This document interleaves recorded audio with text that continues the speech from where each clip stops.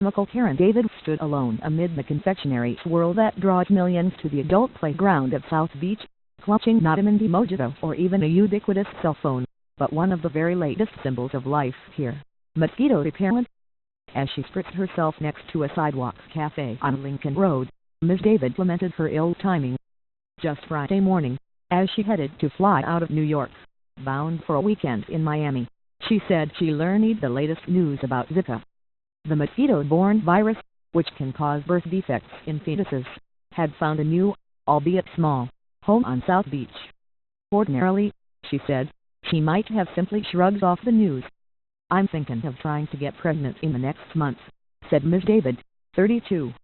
"We thought maybe about canceling, but we also thought we have to live our life. This will get to New York City, too. It will be all over the place."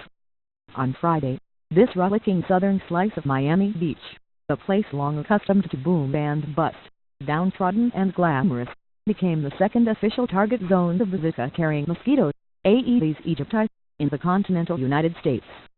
The discovery forced the Centers for Disease Control and Prevention to advise pregnant women not to venture into a 1.5 square mile area from 8th to 28th Street on one side and from the beach to the Intracoastal Waterway on the other. But federal health officials also warned them to consider postponing travel anywhere in Miami-Dade County. As local government and tourism officials emphasized that the safety of residents, workers and guests came first, it was hard to sidestep the obvious.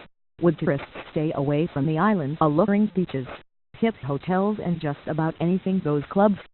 And if they did, what would it mean for the economy of Miami Beach, the superstar of the county's $36 billion tourism industry? "As we said before, we will do everything in our power so that people feel safe," said Miami Beach's mayor, Philip Levin, stressing that Miami Beach is having a record summer.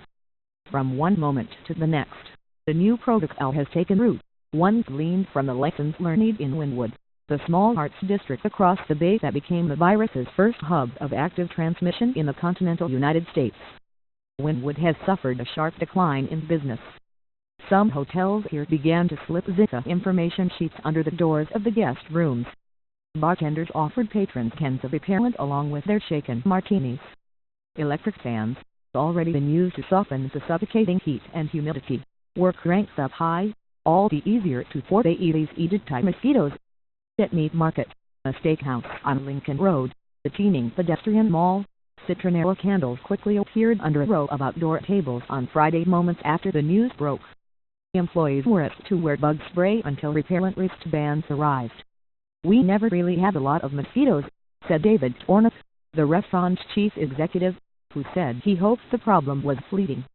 He paused and added, "You hope that people look at this rationally." The reaction from tourists here, many of them from Europe and Latin America, seemed to swing from panic to nonchalant. As she sat on a patch of artificial turf eating pizza and watching her 6-year-old son play paddleball, Vanya Acosta, who is Cuban by way of Naples, Italy, and is visiting South Beach with family, said she quickly became paranoid. "I bought 40 cans of bug spray," Ms. Acosta said, the turban atop her head. "I am spraying repellent in my room, in my house, right here. What worries me is that they don't know enough about it. When I heard yesterday, I wanted to leave. But she is saying, it is too complicated to leave. And," she said, she is enamored of the South Beach vibe, a mix of ethnicities and lifestyles, where Prada-shod women stride past tattoo-decorated Doc Martens lovers, all to the murmur of palm trees and foreign languages. "Like the woman I saw wearing a long black cover-up and a white wedding veil," she said. "I love it here, I love the people here."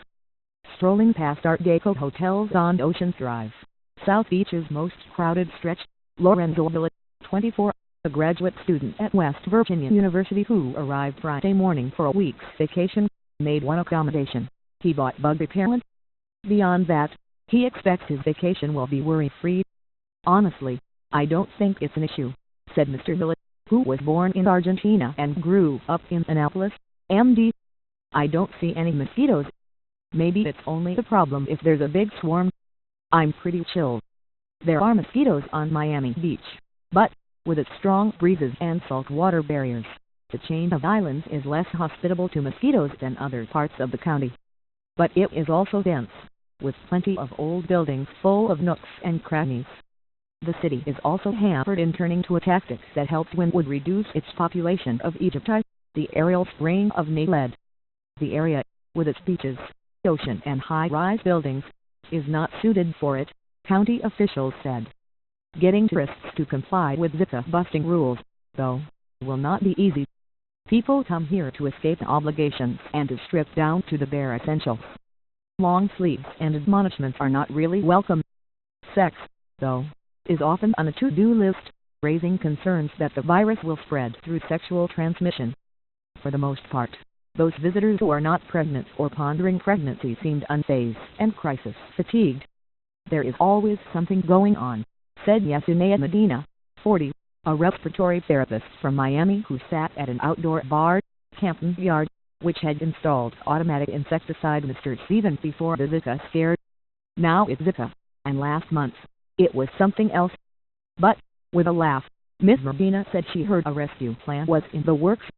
Donald Trump is building the net over the beach, and he's getting the mosquitoes to pay for it, she said, reaping on the Republican presidential nominee's plan to erect the wall on the southern border and have Mexico pay for it. As the sun inched below the horizon and a near full moon glinted over the ocean, Claudia Ironheader, 21, the hostess, stood nearby at the Penguin Hotel Cafe, cradling menus over her pronounced belly. The Zika virus is no casual concern for her. Friday, she said, was an especially long and worrisome day. She thought twice about going to work, where she stands outside promoting the cafe to passers-by. I was scared, paranoid, said Ms. Ironheader, who moved to Miami from El Salvador a decade ago. But work is work, so she slathered on mosquito repellent and put on long pants, despite the sweltering heat. On Monday, she will head to the doctor to be tested for the virus.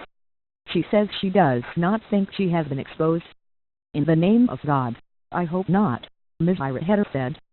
It's a baby girl, she said. A version of this article appears in print on August 21, 2016, on page A19 of the New York edition with the headline, "The Bee and the Bug Spray Go On in South Beach Amid Zika Threat."